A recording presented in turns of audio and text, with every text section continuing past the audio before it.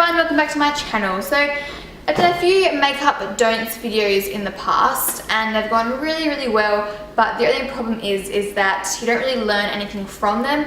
They're just there to be laughed at if you found them funny. This video is going to be more so teaching you how to correct those, makeup mishaps, I guess you could call them. So on one side of my face, I'll be showing you the way not to apply a certain product, in my opinion, and then the way that I would apply it. Just quickly, I don't mean to offend anyone at all with this video. If you do something, in this tutorial that I consider wrong and you like doing it that way, then go for it. It's just, what I've been taught and what I feel works best and is most flattering on people's faces. So please don't take anything to heart. I'm just trying to be just peace and love.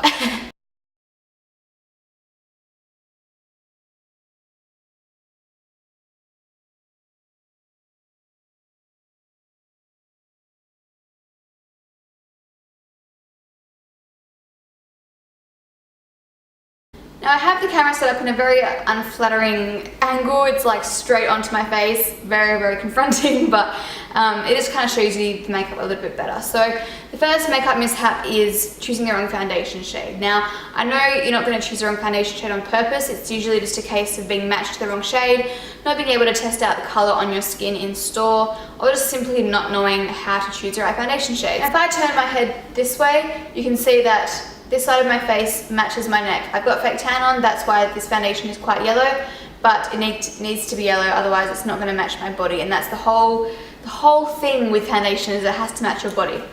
If I turn to this side, you can see that it's very pink. It's almost looks a little bit ashy and it's too light. So the biggest thing that I see with foundation is not only that it's too dark or too light, it's that it's the wrong tone. So my skin is obviously quite yellow tone at the moment, and my foundation is way too pink. So it's very beigey pink. This one does look very yellow, but that's just because it's compared to a pink foundation. But this one is yellow tone, it isn't too dark, it isn't too light, and it just matches a little bit more seamlessly.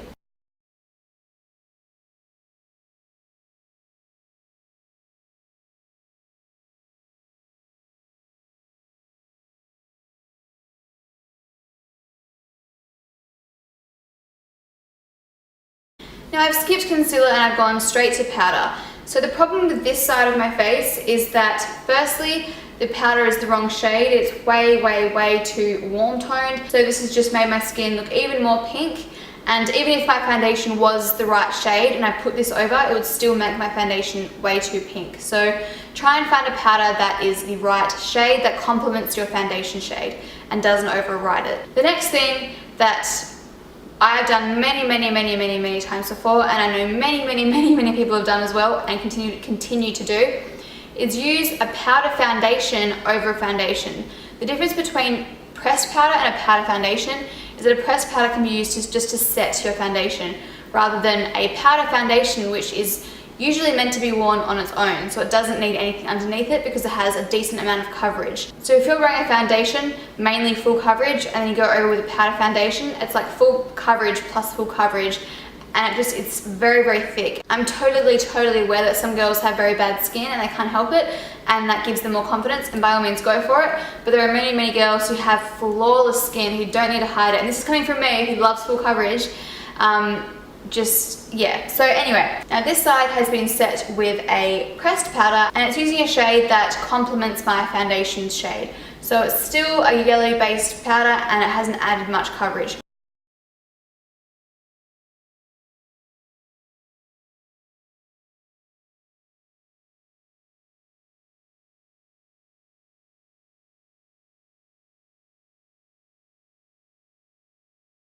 The next thing I see a lot is the overuse of bronzer. So as you can see on this side, I've just got a whole lot of bronzer on my cheeks. So it pretty much goes from here to the apples of my cheeks, and a little bit on my jawline and down my nose. So I love bronzer, don't get me wrong, bronzer is just amazing because it can give you like a nice sculpted out face and cheekbones and all that good stuff. There's a certain level where you just kind of cross the line and it's become just, whoa, bronzer, and it just looks a bit muddy and it's just a little bit over the top. Now, this isn't bronzer, this is just contouring. So as you can see, I've kind of sculpted out the cheekbone and a little bit on my forehead and on my temple, not that much, but just a little bit here just to sculpt out my cheekbones. Here I've just applied it as a contouring powder and as a bronzer and as a blush because it's also on the apples of my cheeks. I just think some girls do both, so that ends up covering the hollows of the cheek and the cheekbone and the apples of your cheek. So your whole cheek is just bronzer. Now I'll show you what I would suggest instead. So you can see that I've already got just a nice little sculpted out bit here, but that thick stripe here. So that brings me on to my next step.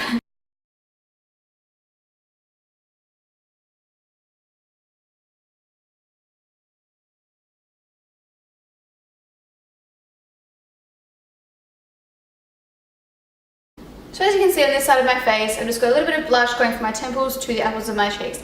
Nothing too obnoxious, nothing too heavy or too dark. Just a really simple, nice, basic blush and contouring little combo.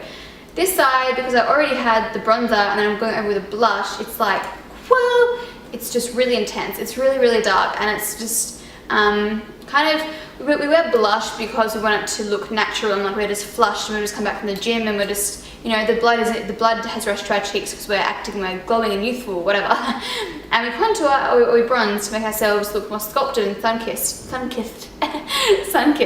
So that's why when you go overboard, you're kind of defeating that purpose, and it's just, it goes a little bit too heavy and it's a little bit too much. So in moderation it's great, but when it's kind of crossed the line, it's a little bit too much.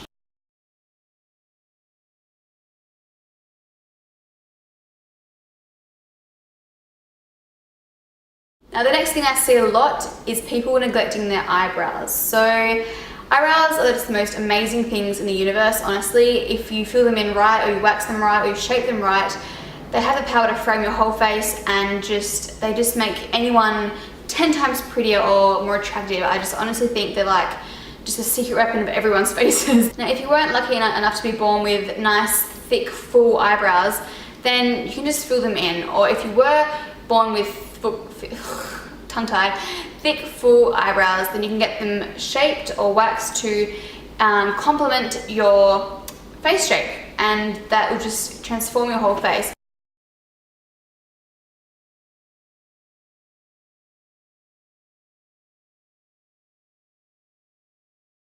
Now this is a pretty obvious one, just highlighter. I mean, highlighter is meant to be used in moderation because it is so eye-catching in itself. So if you have a thick highlighter stripe down your face, I mean, obviously it's going to catch attention, but it could be the wrong kind of attention.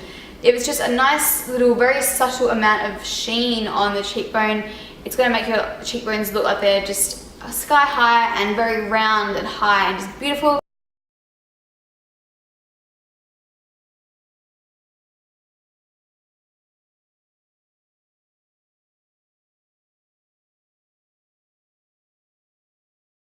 So the next step is the blending of eyeshadow. So as you can see, this side here has been, you know, nicely blended out. It starts off full at the base of the eyelid, and then it's very smoked out towards the eyebrow. And this side, yeah. So there's a very noticeable line where your eyeshadow ends and your skin begins. And that is that line just there. I know sometimes it can be hard, especially if you don't have the right brush. Brushes are amazing, and I suggest investing in a brush like this or a brush like that to blend out eyeshadows. If you don't have one, it's honestly very, very hard, and I can understand why eyeshadow might not be blended out properly. Just try not to leave your eyeshadow with very harsh lines. Now that might be the look that you're trying to achieve, but if it's not, just try and really blend it in using windscreen wiper motions.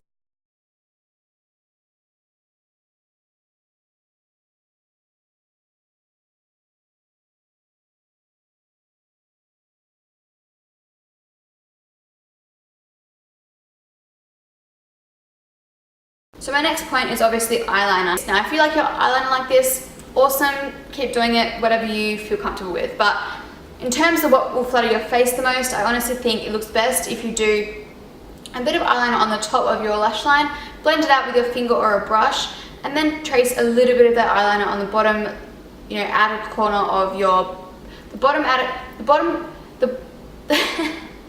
the outer corner of your bottom lash line, and just, you know, smudge it in with your finger like you saw that I did. I've seen a lot of girls who create a very thin line on top of their eyelid, and then a very thick line on the bottom, and this really weighs the eyes down. Eyeliner should always be more thick on the top of the lash line rather than on the bottom of the lash line. And if you don't want to wear eyeliner on the bottom lash line, then by all means don't. But it's not very flattering if you wear it only on the bottom of your lash line and not on the top as well.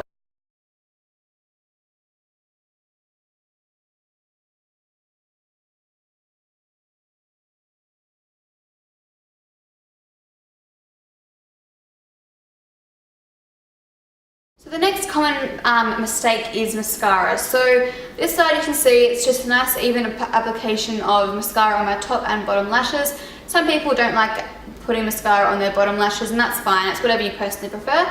But at least it's nice and even and it isn't clumpy or anything like that. Although I'm sure I'm going to get people saying that it's clumpy, but anyway. This side, I'm trying to show you a little bit closer up. All my eyelashes are stuck together, and on my bottom lash line they're all stuck together as well. But yeah, instead of pushing my eyelashes up and towards my eyebrows, I pull them away towards my ears.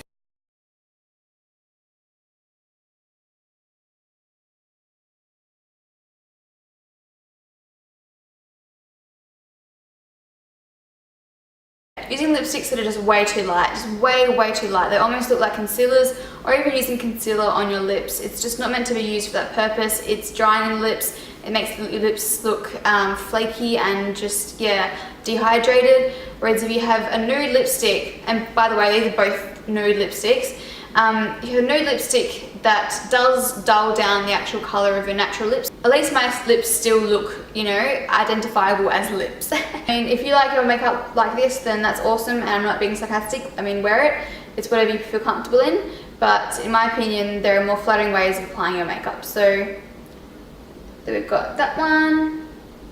I'll just let you have a little look. And I'm not really sure if you can see, but my pores and my skin looks horrible right now because there's just so much product sinking into my skin and my pores. And then we have the side that I would prefer, in my opinion. I just think it's much more flattering. It's just everything is used in moderation, everything's blended out, everything is the right shade and tone and texture, and it's just much more flattering on the skin. So I have a little side view, and you can also see, hopefully, I hope you can see anyway, that my skin, the texture is much nicer and my pores don't look absolutely massive, and it just looks much more natural. So that's that side, and then that's that side. Thank you so much for watching. I hope you enjoyed the video or you learned something from it, and if you were offended by anything, I'm honestly very sorry. I did not mean to offend you if you got offended. I'm just merely trying to show you ways of applying makeup that will enhance and complement your features in your face rather than, I don't know, mask them. My jacket is from Daily Look. My rings are also from Daily Look. And my top I bought overseas. It was just a plain white top. Thanks for watching, and I hope you have a great day, and I'll see you guys soon. Bye.